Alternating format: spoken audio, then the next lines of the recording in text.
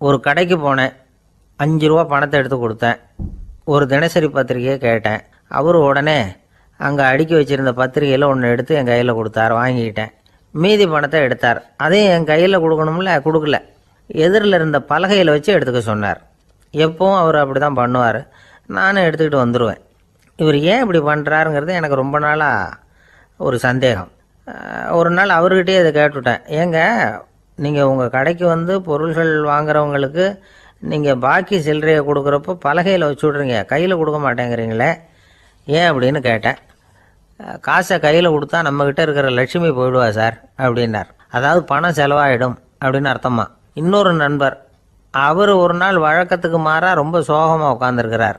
ஏங்க என்னாச்சு, ஏன் இப்படி கப்பலே கவிழ்ந்தது மாதிரி உட்காந்துருக்குறீங்க அப்படின்னு கேட்டேன். கப்பலே கவிழ்ந்திருந்தா கூட நான் இப்படி கவலைப்பட மாட்டேன் சார், வேற ஒன்று நடந்து போச்சுன்னார். என்னன்னு கேட்டேன். என் உச்சந்தலையில் பல்லி ஒன்று விழுந்துட்டுதுன்னார். அதுக்காகவா இப்படி அப்படின்னு ஆச்சரியப்பட்டேன்.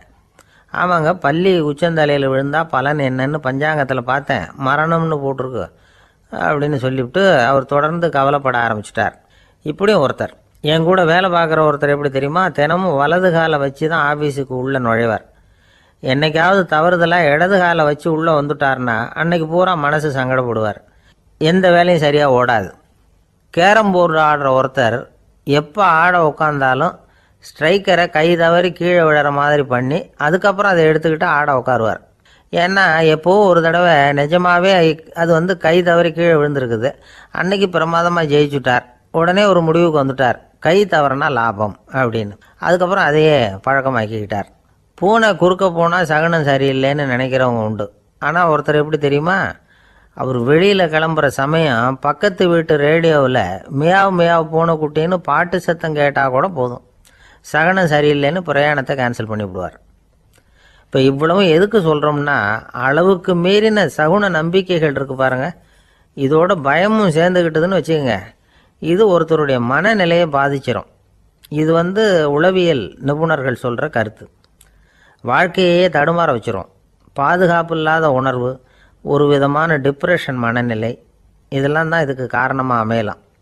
சில பேர் காய்கறி நறுக்க கத்தியை கையில் எடுத்தால் கூட நேரம் சரியாக இருக்கா அப்படின்னு பார்த்துட்டு தான் வேலையை ஆரம்பிக்கிறது வழக்கம். அறிவு தான் மனசுக்கு வாத்தியாராக இருக்கணும். அப்போ தான் வாழ்க்கை வந்து நிம்மதியாக இருக்கும். அறிவு வந்து மனசு சொல்கிறபடியெல்லாம் கேட்க ஆரம்பிச்சுட்டுதுன்னா இடைஞ்சல் தான். ஒருத்தருக்கு 7ஆம் நம்பர் தான் ராசியான நம்பரான். 7ஆம் தேதி தான் எந்த காரியத்தையும் ஆரம்பிப்பாராம். 7 எழுத்து வர்றது மாதிரி பேரை மாற்றி வச்சுக்கிட்டார். 7 மணிக்கு தான் தினமும் எழுந்திருப்பார். 7ஆம் நம்பர் வீட்டில் தான் குடியிருக்கார். கல்யாணம் கூட 7ஆம் தேதி தான் பண்ணிக்கிட்டார். அவர் ஒரு நாள் குதிரை பந்தயத்துக்கு போனாராம். குதிரையோட பேரையெல்லாம் பார்த்தார். ஒரு குதிரையோட பேர் 7 எழுத்தில் அமைஞ்சிருந்தது. 7 தானே இவருக்கு அதிர்ஷ்ட நம்பர். அதனால் உடனே அது பேரில் பணத்தை கட்டினார். பந்தயம் நடந்தது. என்ன சார் ஆச்சுன்னு கேட்டாங்க. நான் பணம் கட்டின அந்த என்னோட குதிரை 7ஆவதாக வந்து சேர்ந்தது சார் அப்படின்னாராம் சோகமாக. ஒரு ஆசாமி வேகமாக ஓடிக்கிட்டு இருந்தான். ஏன் இப்படி ஓடுறேன்னு கேட்டார் இன்னொருத்தர். அங்கே ஒரு ஆள் அடிபட்டு கிடக்கிறான், அதை பார்த்தேன், உடனே ஓடுறேன்னா. எங்கேன்னு கேட்டார். ஆஸ்பத்திரிக்குன்னா. ஒரு ஆள் அடிபட்டு கிடக்கிறத பார்த்தா உடனடியாக நாம் செய்ய வேண்டியது முதல் உதவி, அதுக்கப்புறம் தான் ஆஸ்பத்திரி. இன்றைக்கி விபத்துங்கிறது சர்வசாதாரணமாக நடந்துக்கிட்டு இருக்குது.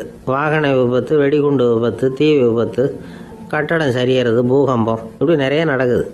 ஒரு விபத்தை பார்த்துட்டா நம்மளில் பல பேர் நமக்கு என்னத்துக்கு வம்புன்னு ஒதுங்கி போயிடுறதும் உண்டு. சில பேர் துணிஞ்சு கிட்ட போய் உதவி செய்கிறதும் உண்டு.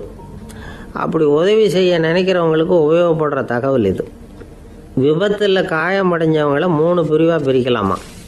முதல் வகை கொஞ்சம் சீரியஸானது, உயிருக்கு உடனே ஆபத்து தரக்கூடியது. மூளை காயம், முகம், கழுத்து காயங்கள், இருதயம், நுரையீரல் காயங்கள், வயத்தில் உள்ளுறுப்பு காயங்கள், அதிகப்படியான இரத்தப்போக்கு, இதனால எல்லாம் பாதிக்கப்பட்டிருந்தால் அது முதல் வகை அப்படின்னு நாமளே மனசுக்குள்ளே முடிவு பண்ணிக்கணும். இவங்களுக்கெல்லாம் உடனடியாக வந்து முதல் உதவி கொடுக்கணும். தாமதப்படுத்தாமல் ஆஸ்பத்திரிக்கு கொண்டுகிட்டு போயிடணும். இப்படி கொஞ்சம் எச்சரிக்கையாக நடந்துக்கிட்டால் அவங்களில் பல பேரை காப்பாற்றி போடலாம். 2வது வகை எப்படின்னா, முதல் உதவி விரைவாக கிடைச்சா உயிர் பிழைக்கக்கூடிய மார்பு காயங்கள், கைகால் எலும்பு முறிவு, இடுப்பு முதுகெலும்பு காயம், சீரான இரத்த சேதம், இப்படிப்பட்டவங்களை வந்து 2வது வகையாக பிரிக்கணும். ஆபத்து இல்லாத சிராய்ப்புகள், சிறு காயங்கள், இரத்த உறைவுகள் இதனால் பாதிக்கப்படுறவங்க 3வது வகை. ஒருத்தர் தலையில் அடிபட்டு நினைவு விழுந்துட்டாருன்னு வச்சுங்க, அவருக்கு வாந்தி வர்றதுனால புறையேறி மூச்சு அடைப்பு உண்டாகும். இப்படி ஆகாமல் இருக்கிறதுக்காக தலையை ஒரு பக்கமாக சாய்ச்சி வைக்கலாம். நாடி துடிப்பையும் இதய துடிப்பையும் தொட்டு பார்க்கணும். அது குறைஞ்சிருந்தாலும் சரி, நின்று இருந்தாலும் சரி, அவர் மார்பை நிமிஷத்துக்கு 80 தடவை உள்ளங்கையால் அழுத்தி இதய துடிப்பை மீட்கிறதுக்கு உதவி பண்ணணும். கழுத்தில் காயம்பட்டாலும் ஆபத்து அதிகம். கழுத்துக்கு அடியில் ஒரு துண்டை மடித்து வைக்கலாம். 2 பக்கமும் சின்ன தலையணை அல்லது துணி மடிப்புகளை வச்சு கழுத்தை அதிகமாக அசையாமல் பார்த்துக்கலாம். முதுகெலும்பு முறிஞ்சிருக்குமோ அப்படிங்கிற சந்தேகம் இருந்ததுன்னா அவரை அதிகமாக அசைய விடக்கூடாது. அதிகமாக அசைஞ்சால் தண்டு இடத்துல பாதிப்பு ஏற்பட்டு கை கால் விளங்காமல் போயிடும். அவரை ஒரு கனமான போர்வை இல்லைன்னா பாயில் படுக்க வச்சு 4 பேர் மெதுவாக தூக்கி மருத்துவ உதவிக்கு அனுப்பி வைக்கலாம். கையெலும்பு முறிஞ்சிருந்தால் முறிஞ்ச பாகத்தை உடம்போடு சேர்த்து அசையாமல் கட்டி போடலாம். கால் எலும்பு முறிஞ்சிருந்தால் மற்ற காலோடு சேர்த்து கட்டி போடலாம். முறிஞ்ச பாகம் தொங்காமல் பார்த்துக்கணும். அப்போ தான் வீக்கம் உண்டாகாமல் இருக்கும். வெட்டு காயம், குண்டடிப்பட்ட காயம் இதிலெல்லாம் ரத்தப்போக்கு அதிகமாக இருக்கும். ரத்தம் வெளியேற ஆபத்து அதிகம். சுத்தமான துணியை பல மடிப்புகளை மடித்து காயத்தின் மேலே வச்சு அழுத்தமாக ஒரு 10 நிமிஷம் பிடிச்சிக்கணும். ரத்தம் நின்ன உடனே காயத்துக்கு கட்டு போடலாம். சில சமயம் காயம்பட்ட பாகத்தை உயரமாக தூக்கி பிடிச்சிக்கிட்டா தான் ரத்த கசிவு நிற்கும். இந்த விவரங்களையெல்லாம் கொஞ்சம் மனசில் வாங்கி வச்சுக்கிட்டோம்னா சமயத்தில் உதவும். ஏன்னா இந்த காலத்தில் விபத்து எந்த ரூபத்தில் எப்போ வரும்னு யூகிக்கவே முடியல. நண்பர் ஒருத்தர் சொன்னார், நேற்றுக்கு பாருங்கள் சார், என் கண்ணு முன்னாடியே ஒரு சின்ன விபத்து நடந்ததுன்னார். என்னன்னு விசாரித்தோம். ஒரு பஸ்ஸில் வந்துக்கிட்டு இருந்தேன். அந்த பஸ்ஸில் பின்பக்கம் படி ஓரமாக நின்றுக்கிட்டு இருந்த ஒருத்தர் ரோட்டில் விழுந்துட்டார்.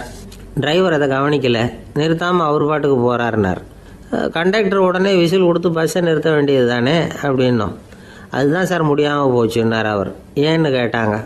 தவறி கீழே விழுந்ததே அந்த கண்டக்டர் தான் சார் அப்படிங்கிறார். இந்த உலகத்தில் உண்மையாகவே வேதாந்தம் பேசுகிறவங்களும் உண்டு. உள்ளுக்குள்ளே வேறு மாதிரி இருந்துக்கிட்டு வெளியில் வேதாந்தம் பேசுகிறவங்களும் உண்டு. ஒரு ஆள் இருந்தார். அவர் ஒரு கடை வச்சு வியாபாரம் பண்ணிக்கிட்டு இருந்தார். மகா கஞ்சன், யாருக்கும் எந்த உதவியும் செய்ய மாட்டார். எச்சில் கையென்ன ஈர கையை கூட உதற மாட்டார். அப்படிப்பட்ட மனுஷன். அந்த ஊருக்கு ஒரு முனிவர் வந்துக்கிட்டு இருந்தார். வருஷத்துக்கு ஒரு தடவை வருவார். 1 நாள் 2 நாள் இருப்பார், அப்புறம் போயிடுவார். அந்த முனிவர் வர்றப்போலாம் இந்த ஆள் எழுந்திரிச்சு ஓடி போய் அவரை வரவேற்பான். ரொம்ப பெரிய வேதாந்தி மாதிரி அவர்கிட்ட பேசிக்கிட்டு இருப்பான். காயமே இது பொய், வெறும் காற்றடைத்த பையும்மா, தர்மம் தலைகாக்கும்மா. பணம் என்ன சார் பணம், இன்னைக்கு ஒருத்தன் கையில் இருக்கும், நாளைக்கு ஒருத்தன் கையில் இருக்கும், எல்லாம் மாயம். எனக்கு தான் இன்னமும் இந்த சம்சார பந்தத்திலிருந்து விடுபடுறதுக்கு நேரம் வரலேம்மா. அந்த முனிவரும் இந்த ஆள் இப்படி சொல்கிறத கேட்ட உடனே, ஏப்பா அப்படி சொல்கிற, இப்போ கூட நீ சரின்னு சொல்லு, உனக்கு தீட்சை கொடுத்து இதிலேருந்து விடுபடுற ஞானத்தை போதிக்கிறேன் பார். உடனே அந்த ஆள் என்ன சொல்லுவான் தெரியுமா? ஐயோ சாமி, இப்போ அது எப்படிங்க முடியும்? பிள்ளைங்கள்லாம் சின்ன சிறுசுங்க, அதுகளுக்கெல்லாம் ஒரு கல்யாணம் காட்சின்னு செஞ்சு கடமையை முடிச்சுட்டா நீங்கள் சொல்கிறபடி செஞ்சு விடலாம்மா. சரி, இன்னும் முனிவர் போயிடுவார். அடுத்த வருஷம் வருவார். இவன் வழக்கம் போல் வேதாந்தம் பேசுவான். சரி, தீட்சை கொடுக்குறேன் வா அம்பார். பேரம்பேத்தியை பார்க்கணும், கோர்ட்டில் கேஸ் ஒன்று இருக்குது, அது முடியணும் அப்படின்னு தயங்க ஆரம்பிச்சிருவான். எல்லாம் சொல்லுவான், ஆனால் குடிக்கிறதுக்கு தண்ணி கூட கொடுக்க மாட்டான். ரொம்ப வருஷம் கழித்து மறுபடியும் ஒரு நாள் அந்த ஊருக்கு முனிவர் வந்தார். இவன் கடைக்கும் வந்தார். அப்புறம் அங்கே கல்லாவில் நம்ம ஆள் இல்லை, அவன் புள்ள தான் உட்காந்துருக்கிறான். அப்பாவை போலவே புள்ளையும் எழுந்திரிச்சு ஓடியாந்து முனிவரை வரவேற்றான். அப்பா எங்கேன்னு விசாரித்தார் முனிவர். ஐயோ, அதை ஏன் கேட்குறீங்க சாமி, உங்ககிட்ட தீட்சை வாங்கி இந்த சம்சார பந்தத்திலேருந்து விடுதலை பெறணும்னு சொல்லிக்கிட்டே இருப்பார். அது நிறைவேறாமலே போய் சேர்ந்துட்டார். போன மாதம் ஒரு நாள் திடீர்னு நெஞ்சு வலிக்குதுன்னார், அவ்வளோதான் போட்டுன்னு போயிட்டார் அப்படின்னு புலம்புனான் பையன். இதை கேட்டதும் முனிவர் சிரிச்சாரான். அவன் எங்கடா போவான், உன் அப்பா எங்கேயும் போகல, இதோ வாழை ஆட்டிக்கிட்டு உன் காலடியிலே இருந்துக்கிட்டு இருக்கான் பார் அப்படின்னு சொல்லி அங்கே நின்றுக்கிட்டு இருந்த ஒரு நாயை சுட்டி காட்டினாரான். என்ன சாமி சொல்கிறீங்க அப்படின்னு ஆச்சரியமாக கேட்டிருக்கான் பையன். உடனே முனிவர் அந்த நாயோட தலையில் ஒரு தட்டு தட்டி பேசுகிறா அப்படின்னாரான். உடனே அந்த நாய் வேதாந்தம் பேச ஆரம்பிச்சுட்டு தான். காயமே இது போய் வெறும் காற்றடைத்த பை அப்படின்னு தான். முனிவர் சொன்னார், அடே இப்போவும் ஒன்றும் கெட்டு போகல, நீ விரும்புனா சொல்லு, உனக்கு தீட்சை கொடுத்து என் பின்னாடியே அழைச்சிட்டு போயிடுறேன், அங்கே அழைச்சிட்டு போய் உனக்கு ஞானத்தை போதிக்கிறேன், வர்றியா அப்படின்னு கேட்டிருக்கார். உடனே அந்த நாய் சொல்லிச்சான், ஐயோ அதை ஏன் கேட்குறீங்க சாமி, நான் உண்ணாமல் தின்னாமல் ஏராளமான சொத்து சேர்த்து வச்சுட்டேன். என் பிள்ளைங்க அதோட பெருமை தெரியாமல் ராத்திரி நேரம்லாம் கதவை திறந்து போட்டுட்டு தூங்கிடுவாங்க. அதனால் இப்படி நாயாக பிறந்து ராத்திரி பகலாக சுற்றி சுற்றி வந்து காவல் காத்துக்கிட்டு கிடக்கிறேன். இப்போ எப்படி சாமி வர முடியும் அப்படின்னு கேட்டுதான். அறியாமையிலேயே சுகம் கண்டு இப்படி இருக்கிற ஆளுங்களுக்கு எப்படி விடுதலை கிடைக்கும், எப்போ விடுதலை கிடைக்கும் அப்படின்னு கேட்குறார் தசாவதானி திருக்குறள் பேர் ராமையா. அவர் கேட்குறது நியாயம் தானே. இந்த காலத்து பையன் ஒருத்தன் அப்பா கிட்ட சொன்னான், அப்பா இன்றைக்கி நான் 1 ரூபா மிச்சப்படுத்தி விட்டேன் அப்படின்னு. நானும் அப்படியா என்னடா பண்ணேன்னு கேட்டிருக்கார் அப்பா. டவுன் பஸ்ஸில் ஏறாமல் அது பின்னாடியே ஓடியாந்தேன், 1 ரூபா மிச்சம் தானே அப்படின்றான். அட பாவி, ஒரு ஆட்டோ பின்னாடி ஓடியாந்துருந்தா 10 ரூபா மிச்சமாயிருக்குமே, வேஸ்ட் பண்ணிட்டியே அப்படின்னாரான் அந்த அப்பா. ஒரு ஊரில் ஒரு சித்தர் இருந்தார், சூஃபி சித்தர். அவர் ஞானம் பெற்ற ஒரு சித்தர். ஒரு நாள் அந்த நாட்டு மன்னன் அவரை பார்க்கறதுக்காக வந்தான். என்ன வேணும் உனக்குன்னு கேட்டார். நான் கடவுளை பார்க்கணும், அதுக்கு நீங்கள் தான் உதவி பண்ணணும் அப்படின்னா அவன். சித்தர் கொஞ்சம் யோசனை பண்ணார். சரி போயிட்டு நாளைக்கு வாடினார். அதே மாதிரி மன்னன் போயிட்டு அடுத்த நாள் வந்தான். இங்கே நீ என்னோட 1 வாரம் தங்கியிருக்க வேண்டியிருக்கும்னார். சரின்னா ஒரு பிச்சை பாத்திரத்தை தூக்கி கையில் கொடுத்தார். அவனுக்கு ஒன்றும் புரியல, இருந்தாலும் வாங்கிட்டான். வாங்கிட்டு இதை என்ன செய்யணும் அப்படின்னு கேட்டான்.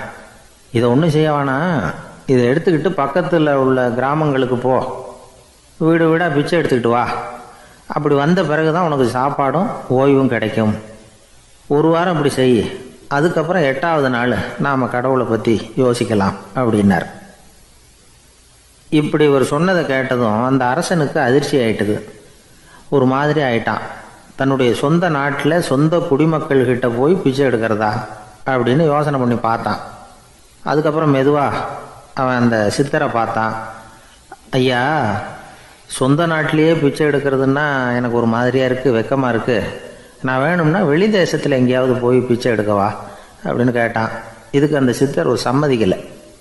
இதை பாரு, உன்னால் பிச்சை எடுக்க முடியலன்னா பேசாமல் திரும்பி அரண்மனைக்கே போயிடு, அதுக்கப்புறம் கடவுளை பற்றியெல்லாம் பேசுகிறதுக்கு என்னை தேடிட்டு வரக்கூடாது அப்படின்னு விட்டார். மன்னன் தயங்கினான். இருந்தாலும் மனசை சரி பண்ணிட்டு சம்மதிச்சான். சரிங்க, 1 வாரம் இங்கே தங்குறேன், நீங்கள் சொல்கிறது மாதிரி பக்கத்து கிராமங்களுக்கு போகிறேன், வீடு வீடாக பிச்சை எடுக்கிறேன், வர்றேன் அப்படின்னா. 1 வாரம் தெரு தெருவாக பிச்சை பாத்திரத்தோடு அலைஞ்சான். சொந்த ஊரில் சொந்த குடிமக்கள்கிட்ட பிச்சை எடுத்தான். 7 நாள் முடிஞ்சுது. 8வது நாள் அந்த சித்தர் மன்னனை கூப்பிட்டார். இப்படி வாழ்னார். வந்தான். இனிமே நீ கடவுளை பற்றி என்கிட்ட கேட்கலாம்னார். இனிமே கேட்கறதுக்கு ஒன்றுமே இல்லை சுவாமின்னா இவன். 1 வார காலம் பிச்சை எடுத்த பிறகு தான் கடவுளை காண முடியும் அப்படின்னு நான் கனவு கூட காணவில்லைன்னா. அப்படின்னா நீ பிச்சை எடுத்த காலத்தில் அப்படி என்னதான் நடந்தது அப்படின்னு கேட்டார் அவர். சுவாமி, 1 வார காலம் பிச்சை எடுத்ததில் என்னுடைய ஆணவம் அழிஞ்சுட்டுது. அது இப்போ இருக்கிற இடமே தெரியல. இப்போ அதை காணவே காணோம். பிச்சைக்காரனாக இருந்தப்போ பெற்றதை மன்னனாக இருக்கும்போது பெற முடியாதுங்கிறத புரிஞ்சுக்கிட்டேன் அப்படின்னா மன்னன். அடக்கம் பிறந்தவுடன் தெய்வீக கதவுகள் திறந்து கொள்ளுகின்றன அப்படிங்கிறார் ஓஷோ. நம்மால் ஒருத்தன் ஆணவம் அழியணுங்கிறதுக்காக ஒரு திருவோட்டை எடுத்துக்கிட்டு தெரு தெருவாக பிச்சை எடுக்க ஆரம்பித்தான். என்ன தெய்வீக கதவுகள் திறந்துதா அப்படின்னு கேட்டார் ஒருத்தர். தெய்வீக கதவு திறக்கிறதுக்கு முன்னாடியே எங்கள் வீட்டு கதவு சாத்திக்கிட்டுதுன்னா. என்னடா சொல்கிறேன்னார். இனிமேல் வீட்டுக்குள்ளேயே வர வேணாம், இதையே தொழிலாக வச்சுக்கோ அப்படின்னு எங்கள் வீட்டில் சொல்லிவிட்டாங்க சார் அப்படின்னா. ஒருத்தர் ரொம்ப கவலையோடு உட்காந்துருந்தார். எதை பற்றி சார் கவலைப்படுறீங்கன்னு கேட்டோம். எதிர்காலத்தை பற்றி கவலைப்படுறேன்னார். ஏன்னு கேட்டோம். என்ன பண்ணுறதுன்னே தெரியல சார், எதிர்காலம் ஒரே இருட்டாக இருக்குது, பாதையே புரியலன்னார். இன்றைக்கி நம்ம இளைஞர்கள் பல பேருக்கு எதிர்காலம் இருட்டாக தான் தெரியுது. அவங்கெல்லாம் இந்த கதையை கொஞ்சம் கேட்கணும். ஒரு மலை அடிவாரத்தில் ஒரு சின்ன கிராமம். அந்த மலை ரொம்ப உயரமானது. அடர்த்தியாக செடி கொடிகள் மரங்கள் அதில் மண்டி கிடக்குது. பகல் வேளையில் இருட்டாக தான் இருக்கும், அவ்வளோ அடர்த்தி. அந்த மலை உச்சியில் ஒரு கோவில். நாள் ராத்திரியே புறப்பட்டாதான் காலையில் அந்த கோவிலுக்கு போய் சேர முடியும். கிராமத்து இளைஞன் ஒருத்தன் அந்த மலை உச்சிக்கு போக வேண்டியிருந்தது. கையில் ஒரு விளக்கை எடுத்துக்கிட்டு நாள் ராத்திரியே புறப்பட்டான். புறப்பட்டு போனவன் கிராமத்து எல்லையிலேயே நின்றுட்டான். ஏன் தெரியுமா? அவன் கையில் இருந்த விளக்கோட வெளிச்சம் 10 அடி தூரத்துக்கு தான் தெரியுது. அது வரைக்கும் தான் பாதை தெளிவாக இருக்குது. அதுக்கு அப்பால எல்லாம் ஒரே இருட்டாக இருக்குது, பாதை புரியல. இவன் யோசனை பண்ணி பார்த்தான். மனசுக்குள்ள ஒரு சந்தேகம், 10 அடி தூரம் தானே வெளிச்சம் தெரியுது, அப்படின்னா நாம் 10 அடி தூரம் தானே போக முடியும், அதுக்கும் அந்தாண்ட ஒரே இருட்டாக இருக்குதே, அதில் எப்படி நாம் நடந்து போகிறது, நாம் ரொம்ப தூரம் நடந்து போய் ஆகணுமே, அப்படிப்பட்ட நினப்பெல்லாம் அவனுக்கு வந்துவிட்டது. இதுதான் அவன் மனசில் ஏற்பட்ட தயக்கம். இப்படி யோசிச்சுக்கிட்டே அந்த இளம் ஆசாமி புறப்பட்ட இடத்துலேயே நின்றுக்கிட்டு இருக்கிறான். அந்த சமயத்தில் ஒரு வயசான பெரியவர் அந்த பக்கமாக வந்தார். அவர் கையில் இதை விட சின்னதாக ஒரு விளக்கு வச்சுருந்தார். அது எப்படின்னா அது ஒரு 5 அடி தூரத்துக்கு தான் வெளிச்சம் காட்டுது, அவ்வளவு சின்ன விளக்கு. அவரும் மலை உச்சிக்கு போகிறதுக்காக தான் வந்துக்கிட்டு இருக்கிறார். அவரை பார்த்து இவன் கேட்டான், என்ன பெரியவரே, இவ்வளவு சின்ன விளக்க வச்சுக்கிட்டு அவ்வளவு தூரத்துக்கு எப்படி மலையேற போகிறீங்க அப்படின்னு கேட்டான். நீ ஏன் இப்படி தயங்கிட்டே நிற்கிறேன்னு கேட்டார் பெரியவர். என்கிட்ட இருக்கிற விளக்கு 10 அடி தூரத்துக்கு தான் பாதையை காட்டுதுன்னா. இப்போ பெரியவர் சொன்னார், தம்பி, உன் கையில் இருக்கிற விளக்கு கொடுக்குற வெளிச்சத்தை வச்சு நீ முதல்ல 10 அடி தூரம் முன்னாடி போ, 10வது அடியில் போய் நின்றுக்கிட்டு பாரு, மறுபடியும் ஒரு 10 அடி தூரத்துக்கு பாதை தெரியும். இப்படி உன் கையில் இருக்கிற விளக்கு தொடர்ந்து வெளிச்சம் காட்டிக்கிட்டே இருக்கும். நீ முன்னேற முன்னேற அந்த வெளிச்சமும் முன்னேறும். அதனால் எத்தனை கிலோமீட்டர் தூரம் வேணும்னாலும் நீ இந்த 10 அடி தூரம் வெளிச்சத்தை வச்சுக்கிட்டே நீ போயிடலாம், புறப்படு அப்படின்னார். இப்போ தான் அந்த பெரியவர் சொன்னது இளைஞனுக்கு பளிச்சுன்னு புரிஞ்சுதான். உடனே உற்சாகமாக புறப்பட்டான், உச்சிக்கு போய் சேர்ந்தான். இந்த கதையிலேருந்து நாம் புரிஞ்சிக்க வேண்டியது என்ன தெரியுமா? நீண்ட கால திட்டம் ஒன்று போடும் பொழுது நமக்கு முன்னாடி இருக்கிறத மறந்துட்டு மனசை போட்டு குழப்பிக்க கூடாது. உங்கள் கையில் என்ன இருக்கோ அதுலேயே உங்கள் எதிர்காலம் மறைஞ்சிருக்குது. கண் முன்னாடி தெரியறத வச்சு ஆரம்பிங்க, போக போக வழி தானாக புலப்படும் அப்படிங்கிறார் ஒரு பெரியவர். பெரிய பயணங்களையெல்லாம் இப்படி தான் நடத்த வேண்டியிருக்கும். ஒவ்வொரு அடியாக எடுத்து வச்சா ஓடி போய் சேர்ந்து விடலாம், மலைச்சி போய் நின்றுட்டா நின்றுக்கிட்டே இருக்க வேண்டியது தான். நம்ம ஆள்லாம் ரொம்ப மோசமாக இருக்கிறாங்க. ஒருத்தன் அப்படி தான் நீண்ட தூர பிரயாணம் ஒன்று புறப்பட்டான். ரயில் போய்கிட்டே இருந்தது. கொஞ்சம் தூரம் போச்சு, பாதி வழியில் கையில் வச்சுருந்த டிக்கெட்டை காற்றுல விட்டுட்டான். ஐயோ, என் டிக்கெட்டு போயிட்டுதே அப்படின்னு கத்த ஆரம்பிச்சிட்டான். பக்கத்தில் இருந்த பெரியவர் அவனை பார்த்து பரிதாபப்பட்டு, கவலைப்படாத தம்பி, போனால் போகுது, வேற டிக்கெட் வாங்கிக்கலாம் அப்படின்னு ஆறுதல் சொன்னார். அதுக்கு அவன் சொல்கிறான், சார், நான் அதுக்காக அழலை, அந்த டிக்கெட்டு கிடைச்சா தானே நான் எந்த ஊருக்கு போகணுங்கிறது எனக்கு தெரியும் அப்படிங்கிறான். ஒரு ஊரில் ஒரு ஆள் இருந்தான். அவனுக்கும் அவன் மனைவிக்கும் சண்டை. இவன் கோவிச்சுக்கிட்டு வீட்டை விட்டு வெளியில் வந்துட்டான். நேராக தன்னுடைய நண்பன் ஒருத்தனை தேடிட்டு போனான். அந்த நண்பன் எப்படின்னா எதுக்கும் அசரமாட்டான், எப்பவும் மகிழ்ச்சியாக இருப்பான். அவங்ககிட்ட போய் இவன் யோசனை கேட்டான். அது சரி, நீ எப்படி எப்பவும் மகிழ்ச்சியாக இருக்கிற, என்னால் அப்படி இருக்க முடியலையே அப்படின்னு கேட்டான். என்ன நடந்தது சொல்லுன்னா அவன், வீட்டில் எனக்கும் என் மனைவிக்கும் தகராறு, நிம்மதி இல்லை, அதுதான் இங்கே வந்தேன், உங்ககிட்ட யோசனை கேட்கலாமேன்னு அப்படின்னு விவரத்தை சொன்னான். அதை கேட்டுவிட்டு அதுக்கப்புறமா இவன் சொன்னான், இந்த பாருப்பா, இது ஒன்றும் பெரிய விஷயம் இல்லை, எனக்கு 2 மனைவிகள், 2 வீடு. ஒரு வீட்டில் சண்டை வந்துட்டுதுன்னா நேராக இன்னொரு வீட்டுக்கு வந்துடுவேன், இங்கே சண்டை வந்துட்டுதுன்னா நேராக அங்கே போயிடுவேன். 2 குடும்பம் இருக்கிறதுனால இப்படி ஒரு வசதி, இதுதான் என்னுடைய மகிழ்ச்சியின் ரகசியம் அப்படின்னு நானா. ஓ, அப்படியா விஷயம், இப்போ புரிஞ்சுக்கிட்டேன், உன்னுடைய யோசனைக்கு ரொம்ப நன்றி அப்படின்னு சொல்லிவிட்டு இவன் திரும்பி வந்துட்டான். அங்கே இங்கே தேடினான். ஒரு வாரத்துக்குள்ளே இன்னொரு பொண்ணை தேடி கண்டுபிடிச்சி கல்யாணம் பண்ணிட்டான். இப்போ இவனுக்கும் 2 வீடு ஆகிட்டுது. அதுக்கப்புறம் என்னாச்சு தெரியுமா, இவன் 2வதாக கல்யாணம் பண்ணிக்கிட்டு வந்தானே, இந்த செய்தி முதல் மனைவிக்கு தெரிஞ்சு போச்சு. போனான், அது கழுத்தை பிடிச்சி வெளில தள்ளி விட்டு கதவை சாத்தி விட்டுது. இனிமேல் இந்த பக்கம் வராத, எனக்கு தெரியாமல் எப்படி நீ இன்னொரு கல்யாணம் பண்ண அப்படின்னு சொல்லி அடித்து விரட்டி விட்டுது. இவன் அதனால் என்ன பரவாயில்லன்னு 2வது மனைவி வீட்டுக்கு போனான். அங்கே பார்த்து, நீ எனக்கு கல்யாணம் பண்ணுறதுக்கு முன்னாடி ஏற்கனவே உனக்கு கல்யாணம் ஆச்சுங்கிற விஷயத்த ஏன் என்கிட்ட சொல்லலை அப்படின்னு சொல்லி அதுவும் கழுத்தை பிடிச்சி வெளில தள்ளி விட்டுது. இவன் வீதிக்கு வந்துட்டான். இங்கேயும் போக முடியல, அங்கேயும் போக முடியல. என்ன இது, அவன் சொல்லி கொடுத்த யோசனை ஒன்றும் சரியாக வரலையே அப்படின்னு யோசனை பண்ணிக்கிட்டே நடந்தான். வழியில் ஒரு பாழடைஞ்ச மண்டபம். சரி, இன்னைக்கு ராத்திரி இங்கேயே படுத்துருவோம், வேற எங்கேயும் போய் படுத்து தூங்க முடியாது, அதான் 2 பேரும் விரட்டி விட்டாங்களே, என்ன பண்ணுறது அப்படின்னு சொல்லி அந்த மண்டபத்தில் போய் ஒரு தூணில் ஓரமாக சாஞ்சி உக்காந்தான். அப்போ எதிர்த்தாப்புல இன்னொரு தூண் ஓரமாக யாரோ அசைகிறது மாதிரி தெரிஞ்சுது, லேசான இருட்டில். யாரப்பா அது அப்படின்னு கிட்ட போய் பார்க்குறான். அப்புறம் தான் தெரியுது, அவன் யார் தெரியுமா, இவனுக்கு யோசனை சொன்னான்ல 2 கல்யாணம் பண்ணிக்கணும்னு சொல்லி, அவன் அங்கே படுத்து கிடக்குறான். டேய், நீ எப்படிறா இங்கே வந்த அப்படின்னா, 2 வீட்லேயும் சண்டை வந்துட்டுது, அதுதான் இங்கே வந்தேன், படுத்து தூங்கலாமேன்னு அப்படின்னா. 2 வீடு இருக்கிறது சௌரியம்னு என்கிட்ட சொன்னியப்பா அப்படின்னா இவன். நான் அப்படி சொன்னதுக்கு ஒரு காரணம் உண்டுன்னு அவன். என்னடா காரணம்னு கேட்டான். அது வேற ஒன்றும் இல்லை, தினமும் ராத்திரியில் இந்த மண்டபத்தில் தனியாக படுக்கிறதுக்கு எனக்கு பயமாக இருந்தது, எனக்கு ஒரு துணை தேவைப்பட்டது, அதுக்காக தான் உங்ககிட்ட அப்படி ஒரு யோசனை சொன்னேன். இப்போ நீயும் வந்ததுனால எனக்கு துணை கிடைச்சிட்டுது. இப்போ நம்ம 2 பேரும் துணையாக இங்கே படுத்துக்கலாம், நீ அந்த தூணில் சாஞ்சிக்கோ, நான் இந்த தூணில் சாஞ்சிக்கிறேன் அப்படின்னு சொல்லி படுத்து தூங்க ஆரம்பிச்சிட்டானோ. அதாவது நம்ம வாழ்க்கையில் முடிவுகள் எடுக்கிற விஷயத்தில் இந்த ஆள் மாதிரி தான் பல பேர் நடந்துக்கிறோம் அப்படிங்கிறார். அதாவது உலக புகழ்பெற்ற மனோதத்துவ மேதை எம் ஸ்காட் பெக் அப்படிங்கிறவர். அதாவது வீட்டுக்கு தேவையான பொருள்கள் வாங்குறதுலேருந்து கல்யாணம் பண்ணுறது, வீடு கட்டுறது வரைக்கும் அடுத்தவங்க பேச்சை கேட்டு வீணா போகிறவங்க தான் அதிகம். அறிவுரை கேட்கறதுல தப்பு இல்லை, ஆனால் அதுக்கப்புறம் அதை பற்றி சரியாக சிந்திச்சு பார்க்கறதில்ல, அதுதான் தப்பு. சில பேர் அறிவுரை சொல்கிறதுலேயே ரொம்ப தெளிவாக இருப்பாங்க. ஏன் சார் 2 சம்சாரத்தோட குடும்பம் நடத்துறது ரொம்ப கஷ்டமானு கேட்டாராம் ஒருத்தர். அது எனக்கு தெரியாதுங்க அப்படின்னாராம் அவர். ஏன்னு கேட்டிருக்கார். ஏன்னா எனக்கு 3 சம்சாரம் அப்படின்னாராம் அவர்.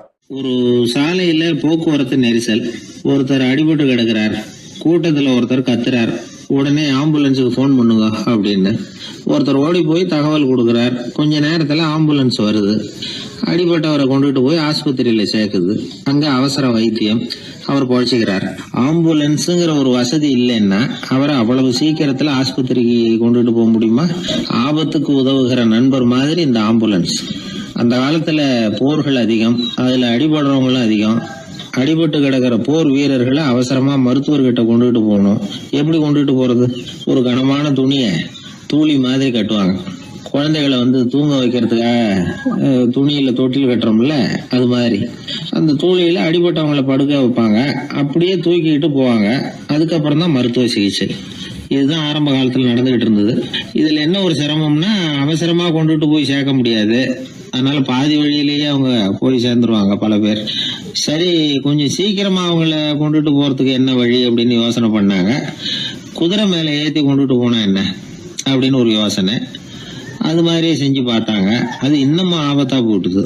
குதிரை ஓடுற வேகத்துக்கும் அது போடுற குலுக்கலுக்கும் அடிபட்டு கிடக்கிறவனால ஈடு கொடுக்க முடியுமா?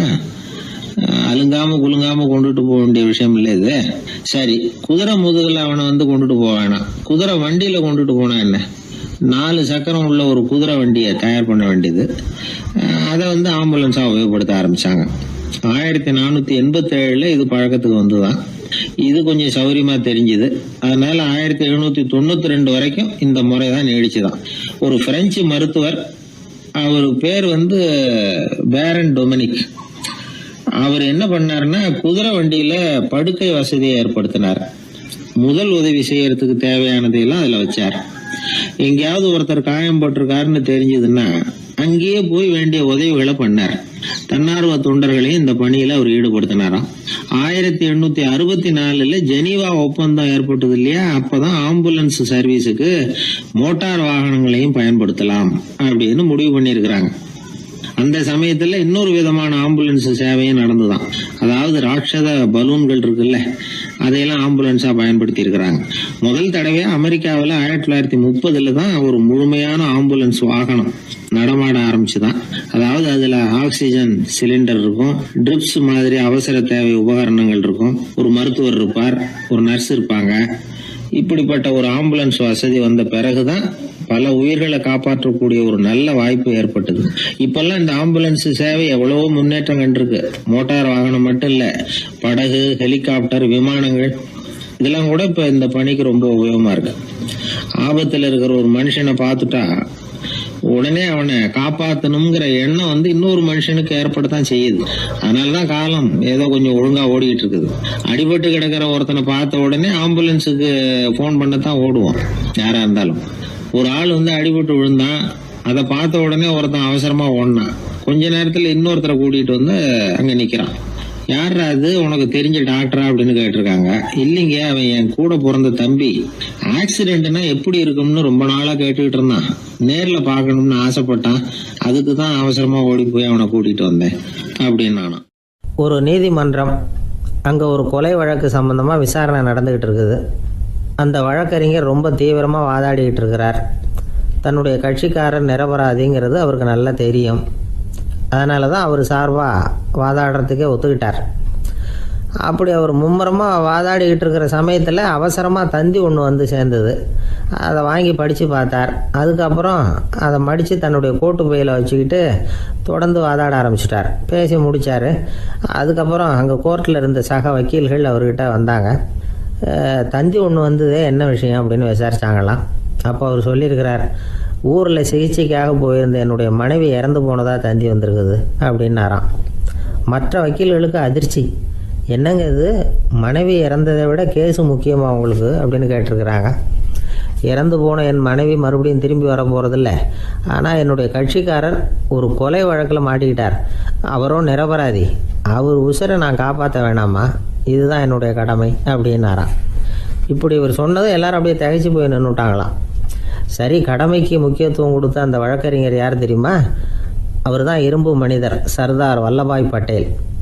குஜராத் மாநிலத்தில் 1875 அக்டோபர் 31 அன்றைக்கு ஜாவேரி பாய் அப்படிங்கிறவருக்கு 4வது பிள்ளையா அவர் பிறந்தாராம். இந்த ஜாவேரி பாய் யார் தெரியுமா? ஜான்சி ராணி லட்சுமி பாய் போர் படையில் ஒரு வீரராக பணிபுரிஞ்சவர். இளம் வயசில் வல்லபாய் பட்டேல் ரொம்ப சிரமப்பட்டு படிச்சிருக்கார். விடாமுயற்சி வெற்றியை கொடுத்தது. கல்லூரியிலையும் காலடி வச்சார். அதுக்கப்புறம் வக்கீல் பட்டத்தையும் வாங்கினார். பிரிட்டிஷ் ஆட்சி நடந்துக்கிட்டு இருந்த சமயம் குஜராத்தை சேர்ந்த பர்டோலி தாலுக்காவில் விவசாயிகள் மேலே அரசாங்கம் திடீர்னு நில வரியை வசதி விட்டு தான். ஏழை விவசாயிகள் ரொம்ப கஷ்டப்பட்டுருக்காங்க. அரசாங்கம் வரி செலுத்தாத விவசாயிகளின் நிலங்களையெல்லாம் ஜப்தி செஞ்சுதான். அரசாங்கத்தை எதிர்க்கிறவங்களையெல்லாம் கைது பண்ணி சிறையில் அடைச்சிட்டாங்களாம். சில பேர் வீடு வாசல் ஆடு மாட்டையெல்லாம் விற்று கூட வரி கட்ட வேண்டிய நிலைமைக்கு ஆளாயிட்டாங்க. வழக்கறிஞர் வல்லபாய் பட்டேல் நில வரியை உடனே ரத்து பண்ணணும் அப்படின்னு பம்பாய் கவர்னருக்கு ஒரு கடிதம் எழுதினார். எந்த பலனும் இல்லை. உடனே எல்லா விவசாயிகளையும் அணி திரட்டினார். அதுக்கு தானே தலைமை தாங்கினார். சத்தியாகிரகம் நடத்தினார். அந்த பகுதியில் எந்த வேலையும் நடக்கலை. வேறு வழி இல்லை. ஆட்சியாளர்கள் உடனே வரியை ரத்து பண்ணாங்க. சிறையில் இருந்தவங்களெல்லாம் வெளில விட்டாங்க. 1928 ஆகஸ்ட் 6 சர்க்காருக்கும் விவசாயிகளுக்கும் இடையில் ஒரு உடன்பாடு ஏற்பட்டது. அதுக்கப்புறம் தான் நிலைமை சரியாக போச்சான். வல்லபாய் பட்டேலின் பொது சேவையை பாராட்டின பொதுமக்கள் அவருக்கு சர்தார் அப்படிங்கிற பட்டத்தை கொடுத்தாங்களாம். சர்தார்னா தலைவர் அல்லது தளபதின்னு அர்த்தம். இரும்பு மனிதர்னு இவருக்கு பேர். இருந்தாலும் நகைச்சுவை உணர்வும் இவருக்கு நிறைய உண்டு. ஒரு தடவை ஒரு பத்திரிகை நிருபர் வந்திருக்கார். சர்தார் பட்டேல்கிட்ட அவருக்கு பிடிச்ச பண்பாடு கலாச்சாரம் எது அப்படின்னு கேட்கணும்னு ஆசை. அதனால் அவரை பார்த்து கேட்டாராம், ஏங்க உங்களுக்கு பிடிச்ச கல்ச்சர் எது அப்படின்னு கேட்டிருக்கார். இதுக்கு சர்தார் பட்டேல் சொன்ன பதில் என்ன தெரியுமா? எனக்கு பிடிச்ச கல்ச்சர் அக்ரிகல்ச்சர் அப்படின்னாராம். ஒரே ஒரு ஊர். அந்த ஊருக்கு பேர் கொடையாளிப்பட்டி. அந்த பேருக்கு தகுந்த மாதிரி தான் அந்த ஊர் மக்களும். யார் என்ன கேட்டாலும் இல்லைன்னு சொல்லாமல் கொடுப்பாங்க. கொடையாளிகள் நிறைந்த ஊர். இனாமா மட்டும் இல்லை, கடனாகவும் பணம் கொடுப்பாங்க. யாருக்காவது அவசரமாக பணம் தேவைப்பட்டதுன்னு வச்சுக்கோங்க, அந்த ஊருக்கு போய் வாங்கிக்கலாம். பத்திரம் தேவையில்லை, சாட்சி தேவையில்லை, ஜாமீன் தேவையில்லை, எந்த உத்தரவாதமும் கேட்காம பணம் கொடுத்துருவாங்க. நம்மளால் ஒருத்தனுக்கு பணம் தேவைப்பட்டது. சொந்த பந்தமெல்லாம் கேட்டு பார்த்தா யாரும் கொடுக்குற வழியாக தெரியல. எல்லாரும் அவங்கவுங்க சௌரியத்தை பார்க்குறவங்க, அடுத்தவங்க சௌரியத்தை பற்றி கவலைப்படாதவங்க. இவன் எல்லாரையும் கேட்டு பார்த்துட்டு சோர்ந்து போய் உக்காந்துட்டான். அந்த நேரம் தான் கொடையாளிப்பட்டியை பற்றி கேள்விப்பட்டான். அப்படி ஒரு ஊர் இருக்கிறது தெரிஞ்சதும் அந்த ஊருக்கு வழி கேட்டுக்கிட்டு ஒரு நாள் புறப்பட்டு போனான். வயல்காட்டு வழியாக போக வேண்டியிருந்தது. மெதுவாக நடந்து ஊர் எல்லைக்கு வந்துட்டான். 2 பக்கமும் விவசாய வேலைகள் மும்முரமாக நடந்துக்கிட்டு இருக்குது. ஏர் உழுதுகிட்டு இருக்கிறாங்க.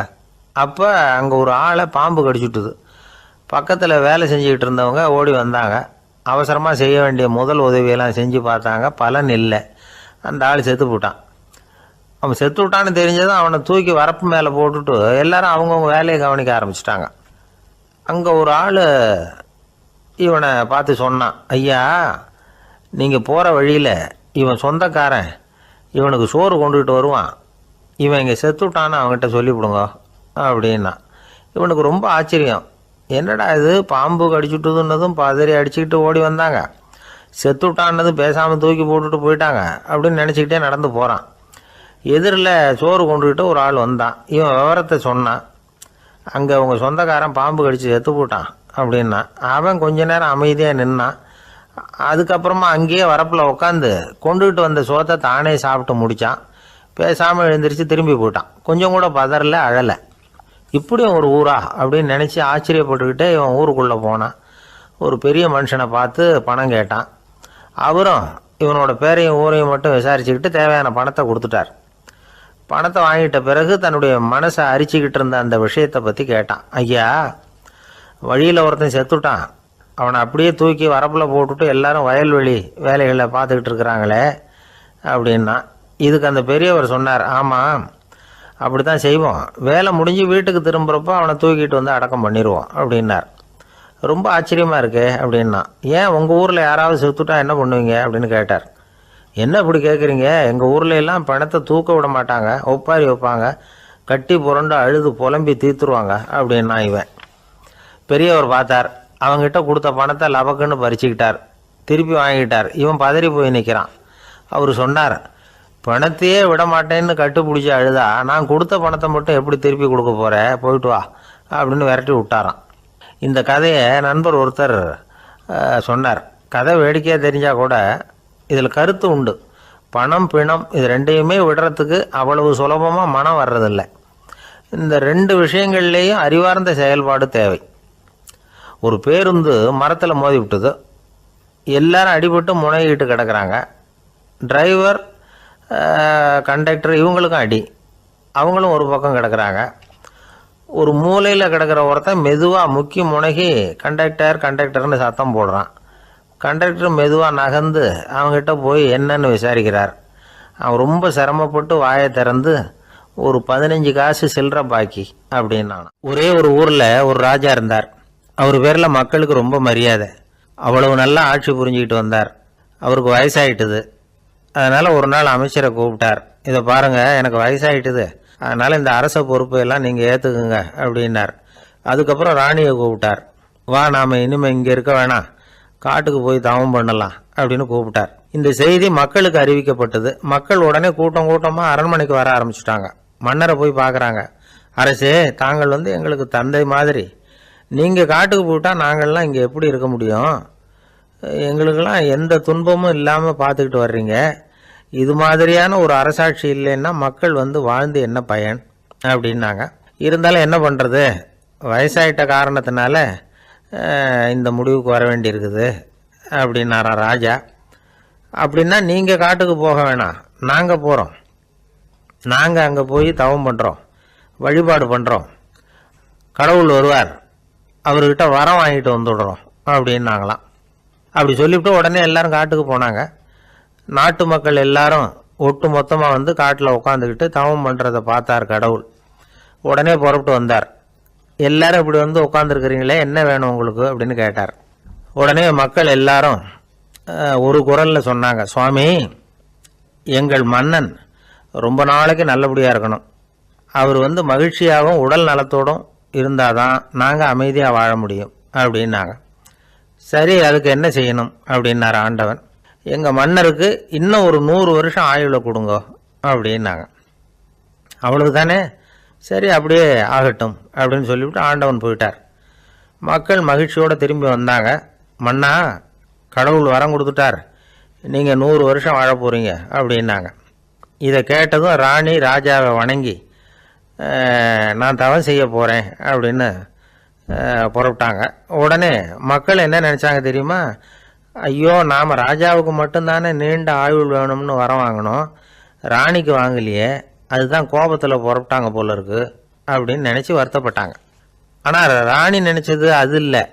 ராணி போய் தவம் பண்ணாங்க, கடவுள் காட்சி கொடுத்தார். இவங்க கேட்குறாங்க, சுவாமி, ராஜாவுக்கு மட்டும் 100 வருஷம் ஆயுள்னு வரம் கொடுத்துட்டீங்க, அப்படின்னா குடிமக்களும் 100 வருஷம் இருக்கணும். இப்படிப்பட்ட குடிமக்கள் இல்லைன்னா அப்படிப்பட்ட அரசன் இருந்து என்ன பிரயோஜனம் அப்படின்னாங்களாம். ஆண்டவன் பார்த்தார். சரி, அவங்களும் 100 வருஷம் வாழ்வாங்க, அது மட்டும் இல்லை, நீயும் 100 ஆண்டு காலம் வாழ வரமளிக்கிறேன் அப்படின்னு சொல்லிவிட்டு மறைஞ்சிட்டார். இதில் ஆண்டவன் வர்றதும் மறையிறதும் முக்கியம் இல்லை.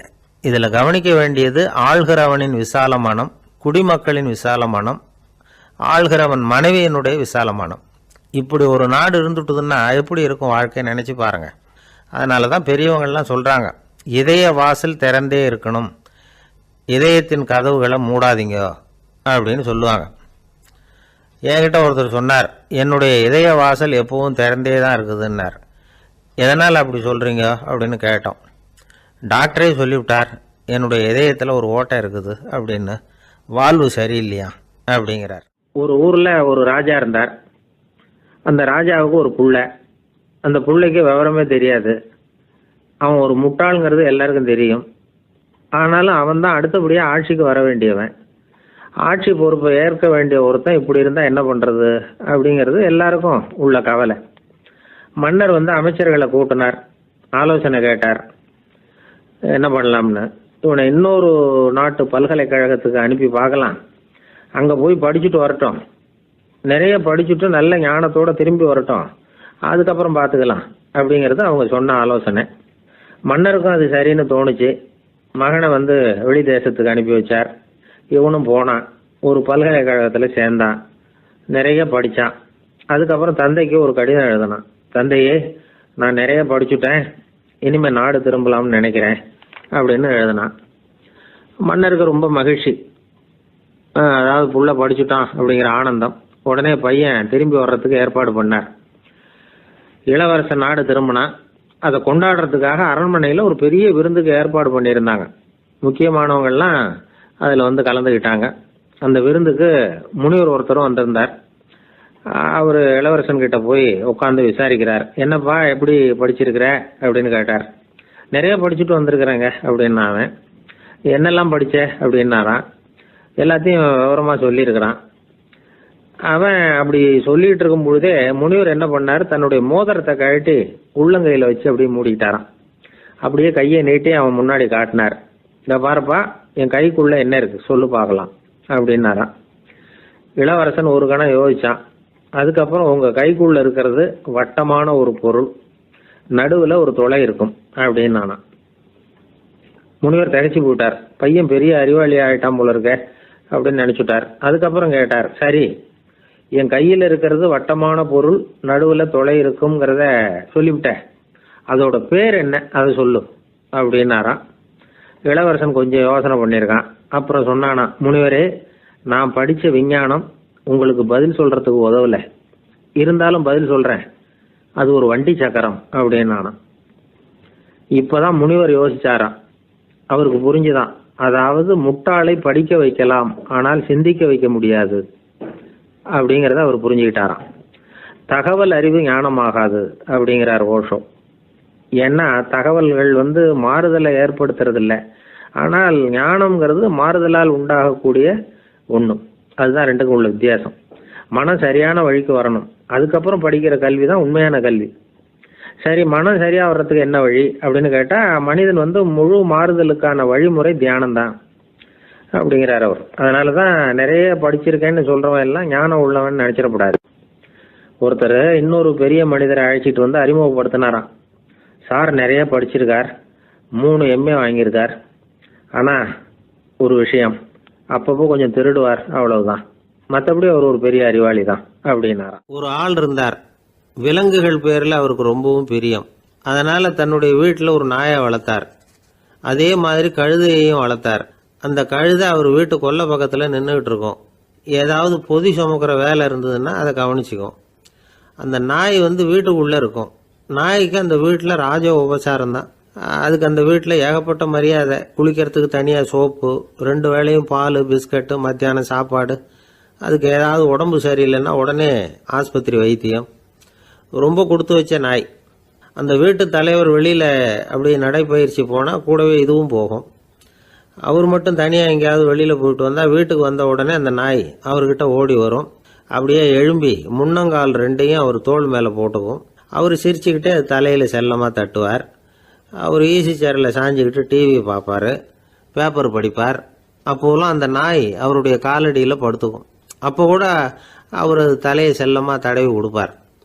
அந்த நாய் படுக்கிறதுக்குன்னே ஒரு மெத்தை, சில சமயம் அது அங்கே இருக்கிற மேஜை நாற்காலி மேலே கூட ஏறி விளையாடும், சோபாவில் ஏறி உட்காந்துக்கும். இவ்வளவு செல்வாக்காக வளர்ந்தது அந்த நாய். இதையெல்லாம் அந்த கழுதை பார்த்துக்கிட்டே இருக்குது கொல்லை பக்கத்தில் இருந்து. பார்த்துட்டு அது யோசிக்க ஆரம்பிச்சுதான், என்ன இது, இந்த வீட்டில் நாம தான் கழுதையாக உழைக்கிறோம், பொதி சுமக்கிறோம், நமக்கு ஒரு நல்ல சாப்பாடு கிடையாது, படுக்கை கிடையாது, ஒரு நாளாவது நம்ம தலையையோ முதுகையோ தடவி கொடுத்தது கிடையாது. ஆனால் அந்த நாய் இந்த வீட்டுக்காக ஒரு துரும்ப கூட அசைச்சது இல்லை. அதை போய் இந்த வீட்டில் உள்ளவங்க இப்படி தலையில் வச்சு தாங்குறாங்களே அப்படின்னு யோசிச்சுதான் அந்த கழுதை. ரொம்ப நேரம் யோசிச்சுவிட்டு அதுக்கப்புறம் ஒரு முடிவுக்கு வந்திருக்குது. சரி, இனிமேல் நாமளும் அந்த நாய் மாதிரியே நடந்து பார்ப்போம், அது மாதிரியே பிஹேவ் பண்ணுவோம், அப்போவாவது நமக்கும் அந்த மரியாதை கிடைக்குதா பார்க்கலாம் அப்படின்னு ஒரு திட்டம் போட்டுது மனசுக்குள்ள. உடனே அந்த திட்டத்தை செயல்படுத்தவும் ஆரம்பிச்சுது. அதாவது அந்த வீட்டில் அந்த நாய் என்னென்ன செய்யுதோ அதையெல்லாம் இதுவும் செய்ய ஆரம்பிச்சுட்டுது. அந்த வீட்டு எஜமான் எங்கேயோ வெளியில் சுற்றிவிட்டு ரொம்ப அசந்து போய் வீட்டுக்கு திரும்பி வந்துக்கிட்டு இருந்தான். உடனே இந்த கழுதை என்ன பண்ணுச்சு தெரியுமா, அவங்ககிட்ட ஓடி போச்சு. ஓடி போய் அந்த நாய் என்ன பண்ணுமோ அது மாதிரியே பண்ணிச்சு. அதாவது அந்த ஆள் தோள் மேலே தன்னுடைய முன்னங்கால் ரெண்டையும் தூக்கி போட்டுவிடுது. அந்த ஆள் பயந்து போயிட்டான். அவனுக்கு ஒன்றும் புரியல, இது ஏன் இப்படி பண்ணுதுன்னு கொஞ்சம் ஒதுங்கி நின்னான். இது அவனை சுற்றி சுற்றி வருது, நாய் மாதிரி வாழை ஆட்டிக்கிட்டே சுற்றி சுற்றி வருது கழுதை. அவன் கிடுகிடுன்னு வீட்டுக்குள்ளே ஓடினான். இதுவும் பின்னாடியே ஓடிச்சு. அங்கே போய் நாய் மாதிரியே மேஜை நாற்காலி மேலே ஏறி குதித்து விளையாட ஆரம்பிச்சுட்டுது. சோபாவில் ஏறி உட்காருது. மேஜையில் இருந்த சாமான்லாம் கீழே விழுந்து உடையுது. கழுதை மேஜை மேலே ஏறி குதிச்சா என்னத்துக்கு ஆகும்? அந்த ஆள் பார்த்தான், சரி இந்த கழுதைக்கு என்னமோ ஆயிட்டுது அப்படின்னு முடிவு பண்ணான். ஒரு நல்ல கயிறாக பார்த்து கொண்டான்னா அது கால்லையும் கழுத்துலையும் கட்டினான். தரன்னு இழுத்துட்டு போனான். அடித்து கொல்லை பக்கத்தில் கட்டி போட்டுட்டான். அண்ணா ஆகாரம் எதுவுமே கொடுக்கல, பட்னி போட்டுட்டான். இப்போ அந்த கழுதை யோசனை பண்ணி பார்க்குதான், என்ன இது நம்ம எஜமானுக்கு இன்னைக்கு என்ன ஆயிட்டுது இப்படி? அந்த நாய் பழகிறது மாதிரி தானே நாமளும் பழகணும். ஆனால் இந்த மனுஷன் நாயை அடிக்கலை, ஆனால் நம்மளை அடிக்கிறான். இப்படி கொண்டாந்து கட்டி போட்டானே, என்ன காரணமாக இருக்கும் அப்படின்னு யோசனை பண்ண ஆரம்பிச்சுட்டு தான் அந்த கழுதை. எதுக்கு இந்த கதைன்னா, இது மாதிரியே நாம கூட சில சமயம் யோசிக்கிறது உண்டாம். இயல்புலேருந்து மாறி நடக்க ஆரம்பிச்சிட்டோம்னா பல சமயங்களில் இப்படி யோசிக்கிறது மாதிரி தான் ஆகிடும். அதனால தான் ஒரு மனுஷன் எப்படி நடந்துக்கணுமோ அப்படி நடந்துக்கிட்டா தான் நமக்கு மரியாதை. வெறி நாய் கடிச்சுட்டா மனுஷன் அது மாதிரியே ஆகிடுறான் பார்த்தீங்களா, அவனோட இயல்பு மாறி போடுது. ஒருத்தனை பார்த்து இன்னொருத்தன் கேட்டானா, வெறி நாய் உன்னை கடிச்சுட்டா நீ என்ன பண்ணுவே அப்படின்னு கேட்டிருக்கான். நான் உடனே பேப்பரும் பேனாவும் கேட்பேன் நானா இவன். ஏன் உயில் எழுதுறதுக்கான்னு கேட்டிருக்கான் அவன். இல்லை, நான் யாரையெல்லாம் கடிக்கணும்னு ஒரு லிஸ்ட் தயார் பண்ணணும்ல, அதுக்காக அப்படின்னு நான். ஒருத்தர் தனியா ஒரு இடத்துல கண்ணை மூடிக்கிட்டே உட்காந்துருக்கிறார். தூங்கிட்டு இருக்கிறாரா, தியானம் பண்ணிட்டு இருக்கிறாரா, எப்படி கண்டுபிடிக்கிறது? நமக்கு தெரிஞ்ச வரைக்கும் தூக்கம்னா தலை அடிக்கடி சாயும், அப்புறம் நிமிரும். தியானம்னா ஆடாம அசையாம அப்படியே இருக்கும். இதுதான் நமக்கு தெரிஞ்ச வித்தியாசம். ஆனா தூக்கத்துக்கும் தியானத்துக்கும் நிறைய வித்தியாசம் உண்டு. ஒரு முட்டாள் தூங்க போனால் முட்டாளாகவே திரும்பி வருகிறான். அதே முட்டாள் தியானம் பண்ண போனால் அவன் ஞானியாக திரும்பி வருகிறான். இப்படி எல்லாம் பெரியவங்க சொல்லி வச்சிருக்கிறாங்க. அது இருக்கட்டும், ஞானிகளுக்கும் நமக்கும் என்ன வித்தியாசம்? இப்ப நாம அழகா ஒரு ரோஜா பூவை பாக்குறோம், ஆஹா எவ்வளவு அழகா இருக்குது அப்படின்னு ஆச்சரியப்படுறோம். ஒரு ஞானி அந்த ரோஜா பூவை பாக்குறார், அவரும் நினைக்கிறார், ஆஹா இது எவ்வளவு அழகா இருக்குது அப்படின்னு. உலக பொருள்களை நாம எப்படி ஐம்புலன்கள் மூலமா உணர்றோமோ அப்படித்தான் அவங்களும் உணர்றாங்க. அதுல ஒன்னும் வித்தியாசம் இல்ல. அல்வா சாப்பிடுறோம், அது நமக்கு மட்டும்தான் இனிக்கும், ஞானிகளுக்கு எல்லாம் கசக்கும் நான் சொல்லுவோம். அப்படி இல்ல, அதுல வித்தியாசம் இல்ல. அப்புறம் ஞானிகளுக்கும் நமக்கு என்னதான் வித்தியாசம்? அந்த வேறுபாடு எந்த கட்டத்துல ஆரம்பமாகுது அதை இப்ப பாப்போம். இப்ப மறுபடியும் அந்த ரோஜா பூ கிட்ட போவோம். ஞானி அதை பாக்குறார், ஆஹா எவ்வளவு அழகா இருக்குன்னு நினைக்கிறார். அதுக்கப்புறம் அதையே நினைக்கிறது இல்ல, வேற வேலையை பார்க்க போடுவார், அல்லது இயற்கையின் ஆற்றலை பத்தி நினைக்க ஆரம்பிச்சிருவார். அவ்வளவுதான். ஆனா நாம அப்படி செய்ய மாட்டோம். நாம என்ன செய்வோம் தெரியுமா? முதல்ல அந்த ரோஜா பூவை பார்ப்போம், ஆஹா எவ்வளவு அழகா இருக்குது இந்த ரோஜா பூன்னு நினைப்போம், அந்த அழகை ரசிப்போம். அப்புறம் இந்த மலர் நம்ம கிட்ட இருந்தா எவ்வளவு அழகா இருக்கும்னு நினைப்போம். அதுக்கப்புறம் அந்த மலர் நமக்கு வேணும்னு நினைப்போம். அதுக்கு அடுத்த கட்டம், அந்த மலர் இல்லைன்னா நம்மளால வாழ முடியாதுங்கிற நிலைமைக்கு வந்துருவோம். உடனே அந்த மலர் அடையறதுக்கு முயற்சி பண்ணுவோம். அதுக்கு யாராவது தடையா இருந்தா அவங்க மேல நமக்கு கோபம் வரும். அந்த கோபத்தின் காரணமா நம்ம விவேக புத்தியை இழந்துருவோம். யாருகிட்ட எப்படி நடந்துக்கணுங்கிறத மறந்துடுவோம். அதன் காரணமா ஞாபக மறதி ஏற்படும். அதாவது முன்பு விவேக புத்தி மழுங்கி இருந்ததுன்னா அது இப்ப அடியோட இல்லைங்கிற நிலைமை வந்துடும். அதன் காரணமா நம்ம புத்தியை இழந்துருவோம், கடைசியில அழிவோம். இந்த நிலைமை நமக்கு வந்துடக்கூடாதுன்னா அதுக்கு என்ன செய்யணும்? நமக்கு கெடுதல் செய்யக்கூடிய ஆசைகளை ஆரம்பத்திலேயே கிள்ளி எறிஞ்சிடணும். ஒரு விஷயம் என்ன தெரியுமா? எந்த ஆசைக்குமே முதல்ல வலு கிடையாது. அதை பத்தி நாம நினைக்கதான் அதுக்கு வலு உண்டாகுது. இளம் தளிரா இருந்தது இப்ப பெரிய மரமா ஆயிடுது. ஞானிகள் இந்த அளவுக்கு அதை வளர விடுறது இல்ல. அதுதான் நமக்கும் அவங்களுக்கும் உள்ள வித்தியாசம். ஒரு இளைஞன் கையில ஒரு குச்சியை வச்சுக்கிட்டு நடந்து போயிட்டு இருக்கிறான். இன்னொரு வயசானவர் கையில ஒரு குச்சியை வச்சுக்கிட்டு நடந்து போறார். அது அவருக்கு ஊன்றுகோல். அது இல்லைன்னா அவரால் நடக்க முடியாது. அது தவறி கீழே விழுந்தா அவரும் விழுந்துருவார். ஆனா அந்த இளைஞன் அப்படி இல்ல. அவனுடைய கைத்தடியை யாராவது எடுத்துட்டு போனா கூட அவன் கவலைப்பட மாட்டான். அவன் அந்த கைத்தடியை பயன்படுத்துறது மாதிரி தான் ஞானிகள் உலக பொருள்களை பயன்படுத்துறாங்க. ஆனா நம்ம மாதிரி சாதாரண ஆளுங்க அந்த வயசானவர் கைத்தடியை பயன்படுத்தினது மாதிரி உலக பொருள்களை பயன்படுத்துறோம். இதுதான் ஞானிகளுக்கும் நமக்கும் உள்ள வித்தியாசம். ஞானிங்கிறவர் பொருள்களை துறக்க மாட்டார், அதுகள் பேர்ல உள்ள பற்றுதலை தான் துறப்பார். எனக்கு தெரிஞ்ச ஞானி ஒருத்தர் இருக்கிறார். அவர் சொன்னார், 1988 ஜூன் மாதம் 1 தேதியை என்னால மறக்க முடியாதுன்னார். ஏன்னு கேட்டேன். அதுதான் எனக்கு ஞானம் வந்த நாள்னார். அப்படியா? ஆமா, அன்னைக்குதான் எனக்கு கல்யாணம் ஆச்சு, என் மனைவி பேரு ஞானம் அப்படின்னார். அதனால ஞானம் ஒவ்வொருத்தருக்கும் ஒவ்வொரு மாதிரி வரும். அதனால நாம ஞானிகளுடைய வாழ்க்கையை பார்த்து அவர்களை நெருங்க முடியுமான்னு பார்க்கணும். அந்த முயற்சி நமக்கு தேவை. அந்த வகையில நம்ம வாழ்க்கையை அமைத்து கொண்டால் வாழ்க்கையில படிப்படியா முன்னேறலாம், படிப்படியா வாழ்க்கையை அனுபவிக்க முடியும். ஒரு ஊர்ல ஒரு குரு இருந்தார். ஒரு நாள் அவரை தேடிட்டு ஒருத்தன் வந்தான். உனக்கு என்ன வேணும்னு கேட்டார் குரு. எனக்கு ஞான தெளிவு வேணும், அதுக்கு உங்க உபதேசம் எனக்கு தேவைன்னா. உபதேசம் வேணும்னா அதை பெற்றுக்கொள்ளுகிற அளவுக்கு தகுதி உள்ளவனா உன்னை தயார்படுத்திக்கணுமேன்னார். அதுக்கு நான் என்ன செய்யணும் சொல்லுங்கன்னா, முதல்ல நீ செய்ய வேண்டியது என்னன்னா, உங்ககிட்ட இருக்கிற எல்லா கெட்ட குணங்களையும் விட்டுட்டு 1 வருஷம் கழிச்சு வா, அப்புறம் பார்க்கலான்னார். அவ்வளவுதானே, சரின்னு சொல்லிவிட்டு அவன் போயிட்டான். 1 வருஷம் கழிச்சு வந்தான். அவன் அங்க வந்து சேர்ந்த சமயத்துல அந்த ஆசிரமத்தின் மண் தரைய ஒரு வேலைக்காரன் பெருக்கி சுத்தம் பண்ணிட்டு இருக்கிறான். அந்த மண் தரையிலிருந்து எழுந்த புழுதி அதிகமா இருந்தது.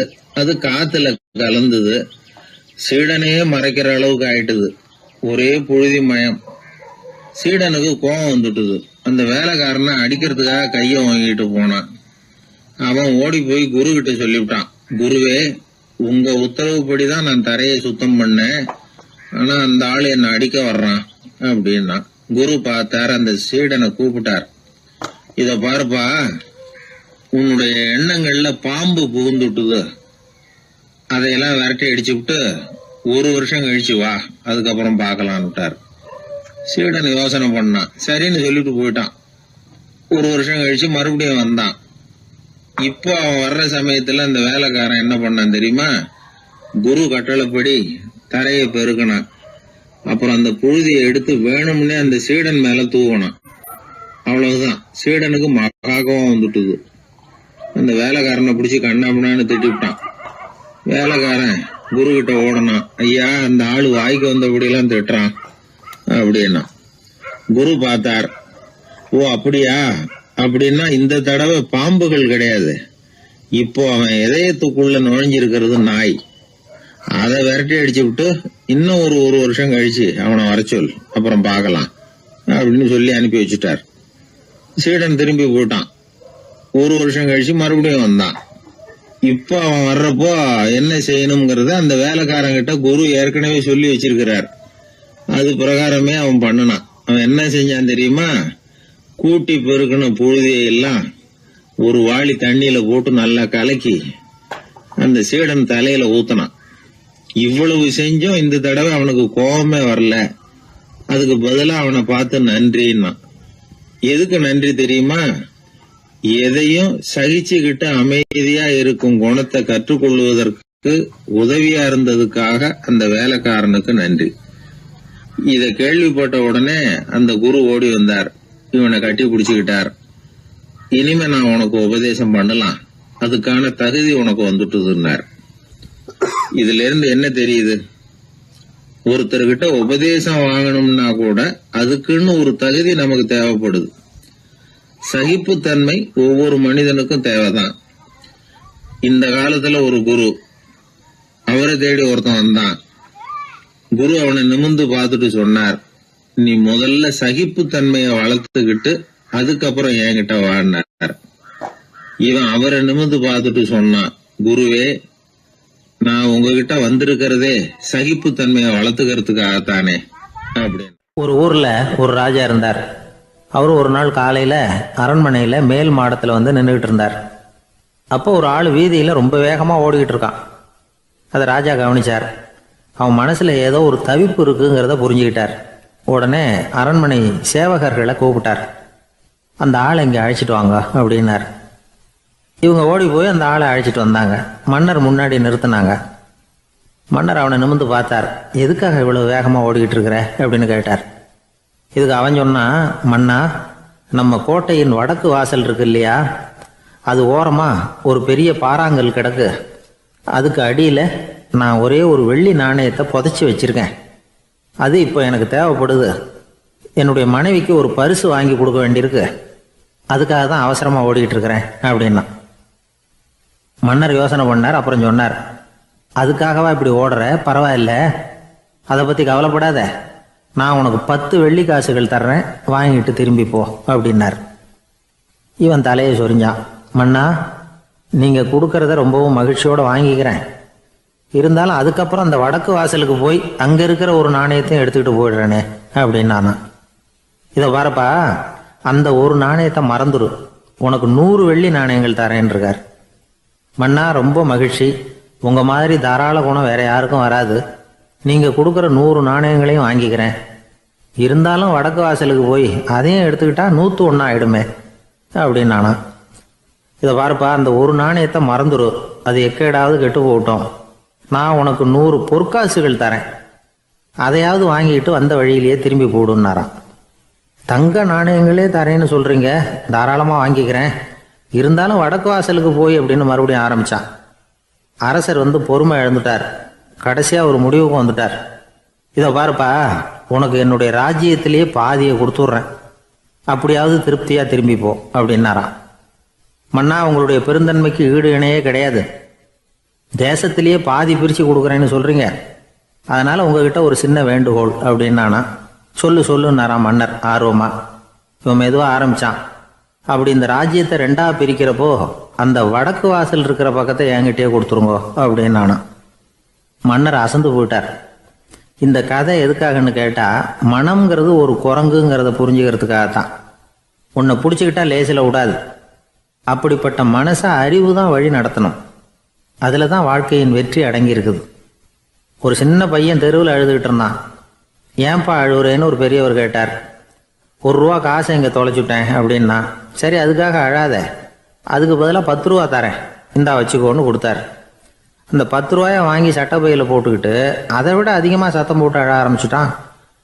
மறுபடியும் ஏன்டா அழறேன்னு கேட்டார் பெரியவர். அந்த 1 ரூபாயும் கிடச்சிட்டுதுன்னா இப்போ என்கிட்ட 11 ரூபா இருக்குமே, இப்போ 10 ரூபா தானே இருக்குது அப்படின்னு சொல்லிவிட்டு அழறான். ஒரு பெரிய அரசன் இந்த உலகம் பூராவையும் ஆண்டுகிட்டு இருந்தான். ரொம்ப காலம் அப்படி அரசாட்சி பண்ணிக்கிட்டு இருந்தான். திடீர்னு அவனுக்கும் சில எதிரிகள் முளைச்சாங்க. அவங்கெல்லாம் ஒன்று சேர்ந்து இவனை தோற்கடிச்சுட்டாங்க. தோற்று போனதும் இவனுக்கு பயம் வந்துட்டுது, எங்கே எதிரிகள் நம்ம கொண்டுடுவாங்களோ அப்படின்னு. வெளியில் வந்தால் தனக்கு ஆபத்துன்னு பயந்துக்கிட்டு யாருக்கும் தெரியாமல் ஒரு குகைக்குள்ளே போய் பதுங்கி கிடக்கிறான். நிலைமையை பாருங்கள். முதல் நாள் அரண்மனையில் அதிகாரம் பண்ணிக்கிட்டு இருந்தவன் மறுநாள் குகையில் பயந்து போய் பதுங்கி கிடக்கிறான். ராத்திரி நேரம் வந்தது, பசி வயத்தை கிள்ளுது, பிச்சை எடுத்து சாப்பிட வேண்டிய நிலைமை. பிச்சை எடுக்கிறதுக்கு பாத்திரம் வேணுமே, என்ன பண்ணுறது அப்படின்னு அங்கேயும் இங்கேயும் பார்க்குறான். ஒரு மூலையில் யாரோ விட்டுட்டு போன ஒரு ஓடு கிடக்குது. அதை எடுத்துக்கிட்டு புறப்பட்டான். இருட்டில் வழி புரியல. ஏதோ ஒரு யூகத்தில் காலை மெதுவாக எடுத்து வச்சு நடந்து போயிட்டுருக்கிறான். வழியில் ஒரு கருப்பு நாய் படுத்து கிடந்தது. இருட்டில் அவன் இது கண்ணுக்கு சரியாக தெரியல. அவனுக்கு தவறி போய் காலை வச்சுட்டான். அது மேலே நாய் சும்மா இருக்குமா, வள்ளுன்னு விழுந்து கடிச்சு விட்டுது. காலை பார்க்குறான், காலத்தையும் நினச்சி பார்க்குறான். அரண்மனையில் வீரக்கழல் அணிந்த காலை உடைய மன்னா அப்படின்னு புகழ்வாங்களே புலவர்கள்லாம். ஆனால் அது இன்றைக்கி நாய் கடித்த காலம் ஆகிட்டுதே அப்படின்னு நினைக்கிறான். அது மட்டும் இல்லை, முன்னாடியெல்லாம் பொற்கிண்ணங்களில் தான் அவன் சாப்பிடுவான். ஆனால் இப்போது உடஞ்சி போன ஓட்டு, அது ஓட்டை கையில் வச்சுக்கிட்டு நிற்கிறான். அதில் யாராவது சாப்பாடு போடுவாங்களான்னு. முன்னாடியெல்லாம் நிறைய பேர் அரண்மனைக்கு வருவாங்க. அரசருக்கு காணிக்கைன்னு சொல்லி இவன் காலடியில் கொண்டாந்து கொட்டுவாங்க. அப்போலாம் இவன் அந்த ஜனங்களுடைய முகத்தை திரும்பி கூட பார்க்குறதில்ல, ரொம்ப கர்வமாக உட்காந்துருப்பான். அதே ஆள் இன்றைக்கி எல்லார் கண்ணுலேயும் படுறது மாதிரி பிச்சை எடுத்துக்கிட்டு இருக்கிறான். அப்போலாம் காணிக்கைகளை தன்னுடைய கையால் வாங்கிறது தனக்கு கௌரவ குறைச்சல்னு நினச்சி தன்னுடைய வேலைக்காரங்களை விட்டு தான் அதை வாங்க சொல்லுவான். இப்போ பார்த்திங்கன்னா அவனே தன் கையாலேயே பிச்சை வாங்குறான். நினச்சி பாருங்கள், அந்த மனுஷன் முதல் நாள் அரசன், மறுநாள் பிச்சைக்காரன். எவ்வளோ வித்தியாசம்! செல்வம் தான் இப்படி ஒரு வித்தியாசம் ஏற்படுறதுக்கு காரணம். அப்படிப்பட்ட செல்வம் வாழ்க்கையை நடத்துறதுக்கு நமக்கு தேவை தான். ஆனால் அதையே நாம் அடைய வேண்டிய பயனாக நினைக்கிறோம் பாருங்க, அதுதான் வேடிக்கை. இதை நம்மாழ்வார் அழகாக ஒரு பாசுரத்தில் சொல்கிறார். ஒரு நாயகமாய் ஓட உலகுடன் ஆண்டவர் கருணாய் கவர்ந்த காலர் சிதைகிய பானையர் பெருநாடு காண இம்மையிலே பிச்சைதாம் கொள்வர் திருநாரணன் தாழ் காலம் பெற சிந்தித்து உய்மினோ அப்படிங்கிறார் நம்மாழ்வார். ஒரு பெரிய பணக்காரர் ஒரு துறவிகிட்ட போய், சாமி என்கிட்ட நிறைய பணம் இருக்குது, இருந்தாலும் நிம்மதி இல்லை, என்னால் நிம்மதியாக இருக்க முடியல, என்ன காரணம்னு கேட்டாராம். உடனே அந்த துறவி இதுக்கு நேரடியாக பதில் சொல்லாமல் பக்கத்தில் நின்றுக்கிட்டு இருந்த ஒரு குழந்தைய கூப்பிட்டார். அது ஓடியாந்தது. ஒரு ஆப்பிள் பழத்தை எடுத்து அது கையில் கொடுத்தார். அதை வாங்கிக்கிட்டு குழந்தை சிரிச்சுது. இன்னொரு பழத்தை எடுத்து கொடுத்தார். அதை இன்னொரு கையில் வாங்கிட்டு சிரிச்சுது. மூணாவது ஆப்பிள் எடுத்து கொடுத்தார். 2 பழத்தையும் நெஞ்சில் அணைச்சிக்கிட்டு 3ஆவது பழத்தையும் வாங்கிறதுக்கு முயற்சி பண்ணிச்சு. ஆனால் அது உடனே நழுவி கீழே விழுந்து உருண்டு ஓடிச்சு. ஏற்கனவே இருந்ததும் விழுந்துட்டுது. இப்போ அந்த குழந்தை அழ ஆரம்பிச்சுட்டுது. இப்போ அந்த துறவி பணக்காரர்கிட்ட சொன்னாராம், குழந்தைய கவனிச்சியா, 2 ஆப்பிள் போதும்னு அது நினச்சிருந்தா இப்போ அது அழ வேண்டிய அவசியம் வந்திருக்குமா அப்படின்னாராம். எதுவுமே அளவுக்கு மிஞ்சினா துன்பந்தான். இந்த காலத்தில் இதெல்லாம் யார் காதில் வாங்குறாங்க? ஒருத்தனை நல்ல வழிக்கு கொண்டு வரணும்னு நினச்சி அவனை கூப்பிட்டு உட்கார வச்சு இந்த கதையை சொல்லிகிட்டு இருந்தாங்க. சொல்லிவிட்டு அந்த குழந்தை செஞ்சது தப்பு தானே அப்படின்னு கேட்டிருக்கிறாங்க. ஆமாம், தப்பு தான், நானாக இருந்தால் அப்படி செஞ்சுருக்க மாட்டேன் நானா இவன். 2 பழமே போதும்னு சொல்லியிருப்பியா அப்படின்னு கேட்டிருக்காங்க. அப்படி இல்லைங்க, அவர் கொடுக்க கொடுக்க ஒவ்வொரு பழமாக வாங்கி பின்னாடி வச்சுட்டு மறுபடியும் கையை நீட்டுவேன் அப்படிங்கிறானா. இவெல்லாம் எந்த காலத்தில் திருந்துறது? ஒரு கடைக்கு போனேன், 5 ரூபா பணத்தை எடுத்து கொடுத்தேன். ஒரு தினசரி பத்திரிக்கையை கேட்டேன். அவர் உடனே அங்கே அடுக்கி வச்சுருந்த பத்திரிக்கையில் ஒன்று எடுத்து என் கையில் கொடுத்தார், வாங்கிக்கிட்டேன். மீதி பணத்தை எடுத்தார். அதையும் என் கையில் கொடுக்கணும்ல, கொடுக்கல. எதிரில் இருந்த பலகையில் வச்சு எடுத்துக்க சொன்னார். எப்பவும் அவர் அப்படி தான் பண்ணுவார். நானும் எடுத்துக்கிட்டு வந்துடுவேன். இவர் ஏன் இப்படி பண்ணுறாருங்கிறது எனக்கு ரொம்ப நாளாக ஒரு சந்தேகம். ஒரு நாள் அவர்கிட்டயே இதை கேட்டுவிட்டேன். ஏங்க, நீங்கள் உங்கள் கடைக்கு பொருள்கள் வாங்குறவங்களுக்கு நீங்கள் பாக்கி சில்லறையை கொடுக்குறப்போ பலகையில் வச்சு விட்றீங்க, கையில் கொடுக்க மாட்டேங்கிறீங்க.